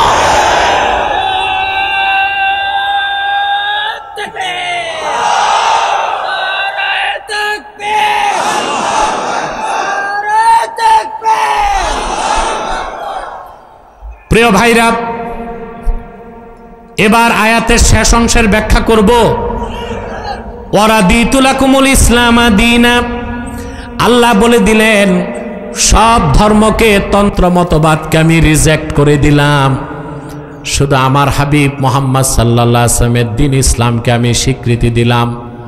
এখন স্বর্গে যেতে হলে, বেহেশতে যেতে হলে একমাত্র দ্বীন ইসলামকে গ্রহণ করতে হবে। অন্য কোনো ধর্ম, কোনো মতবাদ গ্রহণ করলে আপনি বেহেশতে যেতে পারবেন না। সিদ্ধান্ত কার? ইসলামের বাইরে কিছু নেওয়া যাবে? ভালো কিছু থাকলে? বাংলাদেশে একটা ফেরকা বেরিয়েছে সুফিবাদী। কি এদের উৎপত্তি কোত্থেকে একটু বলে দেই। বাংলাদেশে সুফিবাদী প্রচার করে ডক্টর সলিমুল্লাহ খান আর ফরহাদ মজহার। দেখছেন না ফরহাদ মজহারকে? ওর যে কি ধর্ম নিজেই জানে না। এত লম্বা দাড়ি, নাভি পর্যন্ত, মোজ 3 ইঞ্চি মোটা, মাথায় কিম্ভূত কিমাকার টুপি, এত মোটা আলিগুড়ি পায়জামা, ওর ভিতরে ওর নাতি ঢুকবে, পিছনে সরস্বতীর মূর্তি, সামনে লালনের বেহালা। এই হয়েছে সুফিবাদী। কি? ইসলামে সুফিবাদ নাই, এটা একটা শিরকি মতবাদ। ইসলামে তাসাউফ আছে, তরিকত আছে, মারেফত আছে। তরিকত, তাসাউফ, মারেফত, পীরি মুরিদি এক জিনিস, আর সুফিবাদ আরেক জিনিস। আপনারা বাদশাহ আকবরের নাম শুনছিলেন? এটারে আমি বাদশাহ আকবর বলি না, বলি বাদশাহ অজগর। এই বাদশাহ অজগর 13 বছর বয়সে সিংহাসনে বসছে। আচ্ছা ভাই, ছেলেরা বালেগ হয় কয় বছরে? 15। আর বাদশাহ আকবর মসনদে বসছে কত বছর বয়সে? নাবালেগ। খতনা করছিল কিনা জানি না। তার মামা ছিল শায়েস্তা খাঁ, সে ছিল শিয়া। আর তার পাশে ছিল দরবারি 2 মৌলবী, মোল্লা আবুল ফজল ফৈজি আর মোল্লা আবুল ফজল আল্লামী। কয়জন? বাদশাহ আকবরের এক ছেলে হিন্দু হয়ে গেছিল, তার নাম দারা শেখো। কি নাম হয়েছিল? কি হিন্দু। এখন বাদশাহ আকবরের বউ ছিল হিন্দু, তার ঘরে হয়েছে মানসিংহ। কে? এখন বাদশাহ আকবর আর তার ছেলে চিন্তা করছে, হিন্দু ধর্মের পরিচয় দিলে তো আর সিংহাসন থাকবে না। এই দারা শেখো তখন একটা নতুন ধর্ম বের করলো, ইসলাম থেকে কিছু, খ্রিস্টান থেকে কিছু, হিন্দু থেকে কিছু। ওইটার নাম দিয়েছে দ্বীনে এলাহি। মুজাদ্দেদ আল ফেসানি সংগ্রাম করে দ্বীনে এলাহির গোড়া কেটে দিয়েছেন। সেই দ্বীনে এলাহির অরিসারি সুফিবাদীরা এখন বাংলাদেশে লালন ভক্ত নামে মাথা চারা দিছে। কি নামে? এরা বলে ইসলামের ভার্সন আছে। নাউজুবিল্লাহ কর। কি আছে? টকশোতে বলে পলিটিক্যাল ইসলাম, রেডিক্যাল ইসলাম, মডারেট ইসলাম, সুফিবাদী ইসলাম। নাউজুবিল্লাহ বলবেন না? মানুষ যেটা বানায় ওইটার ভার্সন হয়। ইসলাম কি মানুষ বানিয়েছে না আল্লাহ পাঠাইছেন? এটার কোনো ভার্সন আছে? আল্লাহর আখিরি নবী মুহাম্মদ সাল্লাল্লাহু আলাইহি সাল্লামকে প্রেরণ করে ১৫০০ বছর আগে আল্লাহ ইসলামকে পরিপূর্ণ করে দিয়েছেন। আল ইয়াউমা আকমালতু লাকুম দীনাকুম ওয়া আতমামতু আলাইকুম নি'মাতি। দিন তো পরিপূর্ণ হয়ে গেছে ১৫০০ বছর আগে। ইসলামের কোনো পরিবর্তন নাই, কারণ ইসলামের হেফাজতকারী কে? জোরে বলেন। ইসলামের কোনো ভার্সন? এখন পলিটিক্যাল ইসলাম কোনটা বলে? আমরা যখন ইসলামী রাষ্ট্রের কথা বলি, বলে এটা রাজনৈতিক ইসলাম। আমরা যখন জিহাদ ফি সাবিলিল্লাহর কথা বলি, বলে এটা রেডিক্যাল ইসলাম। আমরা যখন আমাদের মধ্যে কিছু মুনাফিক মৌলবী আছে, orientalist, sir Syed Ahmad Khan আলীগড়ের Orientalism বানাইছে না? ওরিয়েন্টালিজমের মূল হচ্ছে ইসলামকে মানি একটা শর্তে, পশ্চিমা মতাদর্শের সাথে যদি কন্ট্রাডিকশন হয় তখন পশ্চিমা মতাদর্শ মানি, ইসলাম তখন মানি না। আর ইসলামের সাথে যদি পশ্চিমা মতাদর্শের বিরোধ না থাকে তখন ইসলাম মানি। এরা কি মুসলমান না আরো কুখ্যাত কাফের? এদের নাম দিছে মডারেট মুসলিম। আর নওজবিল্লাহ এদের মতাদর্শের নাম দিছে মডারেট ইসলাম। ৪ নাম্বার হচ্ছে যারা শরীয়ত মানে না, তরিকত মানে না, হাকিকত মানে না, মারেফত মানে না, কোরআন হাদিসের বিধান মানে না। বুঝলেন? গাঁজা খায়, গান গায়, আউল বাউল ফাউল, একতারা দোতারা সেতারা সাম্বুরা জাম্বুরা, বিয়ে শাদী বিশ্বাস করে না, বলে ভক্ত পুরুষ ভক্ত মহিলা ফিজিক্যাল রিলেশন করতেই পারে। লালনের শিক্ষা, কার শিক্ষা? এরপর বলে সব ধর্মই ভালো কথা বলে, সব ধর্মই মানা যাবে। এরাই হচ্ছে সুফিবাদী। এরা কি মুসলমান না জিন্দিক? চিল্লায় বলো, মুসলমান না জিন্দিক? ইসলামের কোন ভার্সন? ইসলামী রাজনীতি পূর্ণাঙ্গ ইসলাম নয়, পূর্ণাঙ্গ ইসলামের অংশ। জিহাদ ফি সাবিলিল্লাহ পূর্ণাঙ্গ ইসলাম নয়, পূর্ণাঙ্গ ইসলামের অংশ। সুবহানাল্লাহ। তরিকত তাসাউফ পূর্ণাঙ্গ ইসলাম নয়, পূর্ণাঙ্গ ইসলামের অংশ। ইসলামের কোনো ভার্সন নাই। আল্লাহ বলেছেন ওয়ারাদিতু লাকুমুল ইসলামা দীনা, একমাত্র ইসলামকে মানতে হবে। ইসলামের বাইরে অন্য কোনো ধর্মে ভালো কিছু থাকলেও নেওয়া যাবে। জোরে বলতে হবে, যাবে। কেউ যদি বলে ভাই আমি মুসলমান, সমস্যা কি? ইসলাম ইজ দ্য বেস্ট, এটা মানি। খ্রিস্টান ধর্মের ভালোটা কি নেওয়া যাবে না? হিন্দু ধর্মের ভালোটা নেওয়া যাবে না? তো যুক্তি তো লাগবে। কথা বলেন, কেন নেওয়া যাবে না? শোনেন ভালো করে। ক্যান্সারের সবচেয়ে দামি ঔষধ কেমোথেরাপি। এক বোতল কেমোথেরাপির দাম জার্মান মেড 1.5 লাখ টাকা, এক শিশি। কত? আর আপনি ক্যান্সারের ইনজেকশন কিনছেন 1.5 লক্ষ টাকা দাম। তারিখ দেওয়া আছে বোতলের গায়ে 25শে ফেব্রুয়ারি রাত 12টা। মুসলমান প্রশ্ন করি, 1.5 লক্ষ টাকার বোতল 25 ফেব্রুয়ারি রাত 12টা পর্যন্ত মেয়াদ, 25 ফেব্রুয়ারি রাত 1টায় তার দাম কত? ডেট এক্সপায়ার্ড, মেয়াদ উত্তীর্ণ, ভ্যালু। নবী মুসা আল্লাহর কাছ থেকে যে শরীয়ত এনেছিলেন, ঈসার আগমনের মাধ্যমে ওই শরীয়ত মেয়াদ উত্তীর্ণ হয়ে গেছিল। ঈসা নবী আবার আল্লাহর কাছ থেকে যে শরীয়ত এনেছিলেন, ঈসা আকাশে উঠে গেছেন ১৫০০ বছর আগে। মুহাম্মদ সাল্লাল্লাহু আলাইহি সাল্লামের দ্বীন ইসলামের কারণে ঈসার আনা ধর্মটা রিজেক্ট হয়ে গেছে, মেয়াদ উত্তীর্ণ হয়ে গেছে।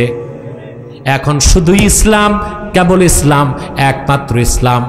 ঈসার ধর্ম, মুসার ধর্ম, অন্য কোন ধর্ম থেকে ভালো কিছু থাকলেও নেওয়া যাবে না। আর ওয়ারাদিতু লাকুমুল ইসলামা দীনা, মুহাম্মদ সাল্লাল্লাহু আলাইহি ওয়াসাল্লামের দ্বীনকে আল্লাহ স্বীকৃতি দিয়েছেন। এই দ্বীন ইসলাম পরিপূর্ণ হয়ে গেছে ১৫০০ বছর আগে। এই দ্বীন ইসলামের মেয়াদ কিয়ামত পর্যন্ত। চিল্লা এখন সুবহানাল্লাহ। বুঝাইতে পারলাম? এখন শুধু Islam, Islam is the best বললে হবে না। Islam is the best, Islam is the last, Islam is fully completed by almighty Allah. ইসলামী শ্রেষ্ঠ, ইসলামী শেষ, ইসলামী শুরু, ইসলামী শেষ, ইসলামী ফাইনাল, ইসলামী চূড়ান্ত, ইসলাম পরিপূর্ণ। মুহাম্মদ সাল্লাল্লাহু আলাইহি ওয়াসাল্লামের মাধ্যমে ১৫০০ বছর আগে এই দিন ইসলামকে আল্লাহ পরিপূর্ণ করে দিয়েছেন। এই ইসলামকে গ্রহণ করি আমরা উম্মতে মুহাম্মদী।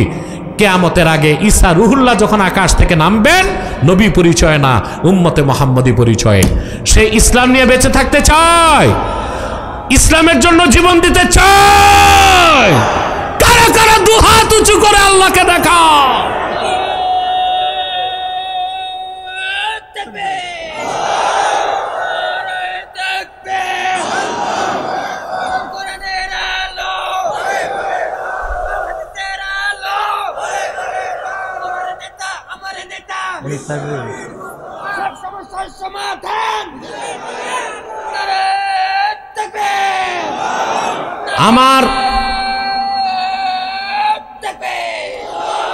আমার প্রিয় ভাইরা, সূরা মায়দার ওই আয়াতের তাফসীর এতটুকু, প্রয়োজনীয় কথাগুলো বলে দিছি।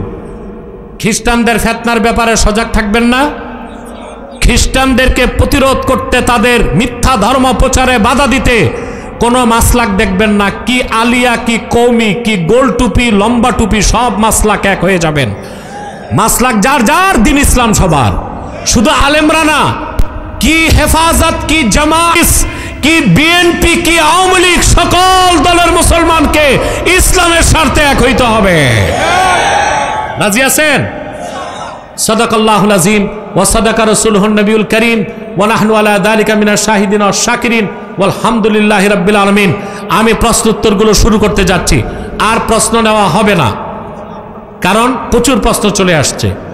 আমি এর আগে গুরুত্বপূর্ণ কয়েকটা কথা বলে নিচ্ছি। আপনারা এখানে বিভিন্ন দল ও মতের লোক আছেন না? আপনাদের মধ্যে দলাদলি আছে? আছে? এখানে আছে দলাদলি? কেন নাই? আমাদের এখানে একটাই পরিচয়, আমরা মুসলমান। আমরা কি? আমরা কি? আমাদের এইটা পরিচয়, আমরা মুসলমান। এটা আমাদের প্রিন্সিপাল আইডেন্টিটি। আমাদের বড় পরিচয় এটা নয় আমরা বাঙালি, বাংলাদেশি। আমাদের বড় পরিচয় আমরা উম্মতে মুহাম্মদী। আপনাদেরকে আমার অনুরোধ, তিনটা মৌলিক স্বার্থে এক হইতে হবে। কয়টা?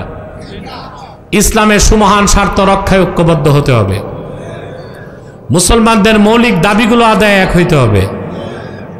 আর বাংলাদেশের স্বাধীনতা রক্ষায় এক হইতে হবে। যে এক না হন, 6 মাস আগে আব্বাসী যা বলেছে, সেনাপ্রধান গতকাল তা বলেছে। আজকে সেনাপ্রধান বলেছে আপনারা যদি ঐক্যবদ্ধ না হন সার্বভৌমত্ব হারাইতে পারেন। আর আমি 6 মাস আগে বলে রাখছি 3টা প্ল্যান চলতেছে বাংলাদেশে। প্ল্যান এ বর্তমান সরকার, plan B martial law, plan C civil war. তারপর স্বাধীনতা হারাই ফেলবেন। অতএব দেশের স্বাধীনতা রক্ষায় এক থাকতে হবে। কটা স্বার্থে? 3টা। আমাদের এই 3টি স্বার্থের বিরুদ্ধে বাংলাদেশে চক্রান্ত করে যাচ্ছে 3টি অমুসলিম সম্প্রদায়। কয়টি? তার মধ্যে সবচেয়ে জঘন্য হচ্ছে কুখ্যাত কাদিয়ানি সম্প্রদায়। নিঃসন্দেহে তারা কাফের এবং অমুসলিম। তাদেরকে যারা কাফের বলবে না, তারাও কাফের। কারণ তারা আল্লাহর আখির নবী মুহাম্মদ সাল্লাল্লাহু আলাইহি সাল্লামকে আল্লাহর শেষ নবী হিসেবে বিশ্বাস করে না। চিল্লায় বলেন নাউজুবিল্লাহ। তারা কি? চিল্লায় বলো, তারা কি? তাদেরকে যারা কাফের বলবে না, তারা কি? কিন্তু মানুষকে ধোঁকা দিতে তারা মুসলমানদের মতো দাড়ি রাখে, টুপিও লাগায়, নামও রাখে। তাই বলে কি মুসলমান হবে? দাড়ি রাখলে কেউ যদি মুসলমান হতে পারত, তো রবীন্দ্রনাথ ঠাকুরের চেয়ে বড় মুসলমান কে হইতো? সে কি মুসলিম ছিল না অমুসলিম? টুপি লাগালে মুসলমান হওয়া যায়? ভারতের পার্লামেন্টে দেখবেন হিন্দু এমপিরাও টুপি লাগায়। তাই বলে তারা কি মুসলিম হবে? নাম রাখলে মুসলমান হওয়া যায়? কথা বলে না। এক শয়তান বোতলে পেশাব করে উপরে নাম দিয়েছে শরবত। ওটা কি শরবত হবে? তদ্রুপ কাদিয়ানিরা কাফের। আব্দুল আউয়াল, আব্দুল সামাদ, মুবাশশির আলী, কবির চৌধুরী, শাহরিয়ার কবির আর নিঝুম মজুমদার, এসব নাম রাখার দ্বারা তারা মুসলমান হতে পারে না। আমার ভাইয়েরা, আমার বন্ধুরা, আমার আল্লাহ ও নূর নবীজি আমার মুহাম্মদ মুস্তাফা সাল্লাল্লাহু আলাইহি ওয়াসাল্লামের ইসলাম ও কোরআনের হাজার হাজার হাজার বছর পরে বর্তমান ভারতের কুখ্যাত পাঞ্জাবের কুখ্যাত গুরুদাসপুরের কুখ্যাত কাদিয়ানে ইংরেজ আমলে এক শয়তান নিজের নবী দাবি করছে। চিল্লায় বলেন নাউজুবিল্লাহ। শয়তানটার নাম রেখেছিল তার বাপ মির্জা গোলাম আহমদ কাদিয়ানি। সাবধান, তাকে গোলাম আহমদ বলা যাবে না, কারণ গোলাম আহমদ অর্থ আহমদ এর গোলাম। কোন কাফের কোনোদিনও গোলাম আহমদ এর গোলাম হতে পারে না। আর কাদিয়ানের কাজ্জাব ছিল শেষ দরজার কুখ্যাত কাফের। সে গোলাম আহমদ এর গোলাম ছিল না, সে ছিল কুখ্যাত শয়তানের কুখ্যাত গোলাম। কাদিয়ানের কাজ্জাব মিথ্যানবতের দাবিদার, ইংরেজদের পা চাটা গোলাম মির্জা গোলাম শয়তান কাদিয়ানির উপর গজব এসেছে 1908 সালে। যখন গজব এসেছে, কাদিয়ানের কাজ্জাব মিথ্যানবতের দাবিদার মির্জা গোলাম শয়তান কাদিয়ানি 1908 সালে ধ্বংস হয়ে কুখ্যাত জাহান্নামের কুখ্যাত কুকুরে পরিণত হয়েছে। তার অনুসারীরা ধ্বংস হয়েছে। বর্তমানে কিছু কাদিয়ানি বাংলাদেশে আছে। ইতিমধ্যেই তারা 100 উপাসনালয় করে ফেলছে বাংলাদেশে। কত? নাম পরিবর্তন করে করে তারা নিজেদের মিথ্যা পরিচয় দেয়। কখনো নিজেদের পরিচয় দেয় আহমদি জামাত, কখনো বলে আহমদিয়া জামাত, কখনো বলে আহমদি সম্প্রদায়, কখনো বলে আহমদিয়া সম্প্রদায়, কখনো বলে আহমদি মুসলিম জামাত, কখনো বলে আহমদিয়া মুসলিম জামাত।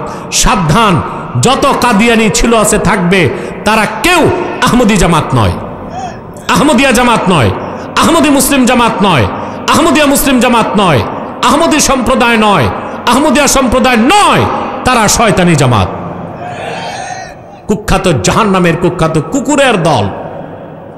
আমাদের সকল দলের একটাই দাবি, অনতিবিলম্বে স্বাধীন বাংলায় শয়তান কাদিয়ানীদেরকে রাষ্ট্রীয়ভাবে অমুসলিম ঘোষণা করতেই হবে। এই দাবি আদায়ে যদি জানমাল দিতে হয়, কারা কারা প্রস্তুত আছেন হাত তুলে দেখা।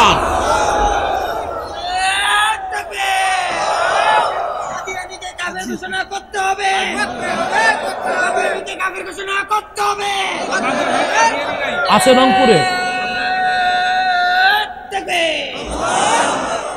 কথা বুঝতে পেরেছেন? 100 সেন্টার তারা করে ফেলেছে। আপনাদের রংপুরের শহরতলিতে সেন্টার করছে, এই জন্য আপনাদের সতর্ক করে দিলাম। হ্যাঁ, লালমনিরহাটেও আছে। তো তারা তাদের উপাসনালয়কে মসজিদ বলে। তাদের উপাসনালয়কে মসজিদ বললে আপনাদের ঈমান থাকবে? হিন্দুদের উপাসনালয় কি? মন্দির। খ্রিস্টানদেরটা কি? গির্জা। বৌদ্ধদেরটা কি? প্যাগোডা। কাদিয়ানিরা তো তাদের চেয়ে বড় কাফের, তাদের উপাসনালয় মসজিদ হতে পারে না, ওইটাও শয়তানি আস্তানা। আপনারা তাদেরকে অর্থনৈতিক সহযোগিতা করবেন না? করবেন? করেন? জি করেন। প্রাণ কোম্পানির যত জিনিস তাদের, সেজান কোম্পানির জুস তাদের, আর FL এর পণ্যগুলো তাদের, প্রথম আলো নামের প্রথম অন্ধকার পত্রিকা তাদের। বাংলাদেশে যদি সিভিল ওয়ার হয়, তার জন্য দায়ী থাকবে প্রথম আলো। আমার অবাক লাগে, পিনাকি ভট্টাচার্যের মতো একজন সনাতন ধর্মের লোক প্রথম আলোর বিরুদ্ধে যে বাংলাদেশে একটা জনমত তৈরি করেছে, কোন আলেমও এইভাবে বাংলাদেশে করতে পারে নাই। আর আমরা তো বহু আগ থেকে বলে আসতেছি, এই প্রথম আলো, ডেলি স্টার, কালের কণ্ঠ, এগুলো তাদের। এগুলো ধরবেন না, কিনবেন না, বেচবেন না। মনে থাকবে মুসলমান? প্রাণ, সিজান, RFL এর পণ্যগুলো ধরবেন না, কিনবেন না, বেচবেন না, নৈতিক দায়িত্ব হিসেবে মনে থাকবে। আরেকটা মুসলিম সম্প্রদায়, যাদের কথা আগেও বলেছি, ইসাই জামাত, তারা আমাদের 3টা স্বার্থের বিরুদ্ধে কাজ করছে। তাদের মাস্টার প্ল্যান হচ্ছে খ্রিস্টান ইসাই জামাতের ও অন্যান্য খ্রিস্টান মিশনারিদের, যারা প্রচুর টাকা দিয়ে খ্রিস্টান বানাচ্ছে, তারা চাচ্ছে বাংলাদেশের পার্বত্য অঞ্চলটা আলাদা করে একটা খ্রিস্টান রাষ্ট্র বানাবে। এটা তাদের একটা মাস্টার প্ল্যান। আমি এই কথা বলেছি 10 বছর আগে, হাসিনা পতনের 3 মাস আগে কথাটা বলছে, কিন্তু লেডি আগে তো শোনো নাই, যখন শুনছো তখন আর টাইম নাই, তখন আর টাইম নাই। এক কাপড়ে দেশ ছেড়ে ভাগতে হয়েছে। আলেমরা তোমার শত্রু ছিল না, কল্যাণ চাইতো, আর আলেমদেরকে নির্যাতন করছো, নিপীড়ন করছো, মিথ্যা মামলা দিচ্ছ, অত্যাচার করছো, আয়না ঘরের মতো একটা নিকৃষ্ট জায়গায় রেখে যে নির্যাতন মানুষকে তুমি করেছ, Genghis Khan, Hulagu Khan, Ayub খানও মানুষকে এইভাবে কষ্ট দেয় না। সে খেসারত তোমাকে দিতে হচ্ছে, ঠিক কিনা? তো শুনছে তখন যখন আর করার কিছু। তা আপনি কি চান বাংলাদেশের স্বাধীনতা নষ্ট হোক? খ্রিস্টান মিশনারির কাজই হচ্ছে এটা, খ্রিস্টান সংখ্যা বাড়াচ্ছে। পূর্ব তিমুর, ইন্দোনেশিয়ার পূর্ব তিমুর খ্রিস্টান সংখ্যা বেড়ে গেছে, ওরা কিন্তু স্বাধীন করে ফেলছে। ভারতের মণিপুর খ্রিস্টান সংখ্যা বেড়ে গেছে, যে কোনো দিন শুনবেন মণিপুর স্বাধীন, খ্রিস্টান রাষ্ট্র হবে। সুদানের দারফুর খ্রিস্টান সংখ্যা বেড়ে গেছে, এখন এটা স্বাধীন হয়ে খ্রিস্টান রাষ্ট্র হয়েছে। খ্রিস্টান মিশনারি কাজ করছে, খ্রিস্টান সংখ্যা বাড়াচ্ছে, শুধু ধর্মীয় কারণে না, গ্লোবাল পলিটিক্সের মধ্যে পশ্চিমাদের একটা চক্রান্ত হচ্ছে। তারা চাচ্ছে দক্ষিণ পূর্ব এশিয়ায়, দক্ষিণ পূর্ব চীন সাগরের পাশে একটা খ্রিস্টান রাষ্ট্র হোক, এটা তাদের একটা কৌশল। আপনি কি তা হতে দিবেন? সেজন্য ঈসাই জামাত আর খ্রিস্টান মিশনারির বিরুদ্ধে ঐক্যবদ্ধ হবেন, কথা বলে না। আর তাদেরকে সহযোগিতা করছে যে লামাযহাবীরা, এদেরকে আপনাদের লাগাম টেনে ধরতে হবে। পারবেন না ইনশাআল্লাহ? আর একটি অমুসলিম সম্প্রদায় মারাত্মক বেড়ে গেছে, ফিতনাবাজ, এটা হচ্ছে হিজবুত তাওহীদ। শুনছি রংপুরের মানুষ কিছু দিছে থেরাপি, কোথায় যেন দিছে, পীরগাছায়। এটাই ঔষধ, এটাই বড় ঔষধ। থেরাপির উপরে কোনো ঔষধ নাই। এদের কাজ হচ্ছে একটাই, এরা নামাজ বলে না, বলে নোমাজ, কিতাব বলে না কেতাব, ইসলাম বলে না ইসলাম, পরিভাষাগুলি বদলায় দিচ্ছে। তো ইসলামের কত বড় শত্রু তারা। ইসলাম বলে না, কি বলে? ইসলাম। নামাজ বলে না, বলে নোমাজ, কিতাব বলে না, বলে কেতাব। আর বলে কিসের দজ্জাল? আমেরিকায় তো দজ্জাল। তারপর বলে নামাজ হচ্ছে অ্যাজ লাইক এক্সারসাইজ, ব্যায়াম, ওযু থাকলেও হবে, না থাকলেও হবে। এরপর এদের বিশ্বাস ছেলে মেয়ে যদি রাজি থাকে বিবাহ বহির্ভূত ফিজিক্যাল রিলেশন করতে পারে। এই হিজবুত তাওহীদ যে একটা ফিতনাবাজ বাতিল ফেরকা, একটি অমুসলিম ফেরকা, সন্দেহ আছে? কথা বলে না। আরেকটা এজেন্ডা তারা নিছে, তাদের প্রচার হচ্ছে যত আলেম পীর মাশায়েখ দেশে সব ধর্ম ব্যবসায়ী, অর্থাৎ ওলামায়ে কেরাম থেকে জাতিকে আলাদা করে দাও। বুঝেন নাই? ওলামায়ে কেরাম থেকে জাতিকে কি করা? আলাদা করা। আর আপনারা জানেন যে বকরির পালের রাখাল নাই, ওই বকরি যায় বাঘের পেটে। আর যে কওমের নেতৃত্বে আলেমরা নাই, ওই কওম যায় বিজাতির খপ্পরে। মনে থাকবে আমার কথাগুলো? আল্লাহ কবুল করুক, মঞ্জুর করুক।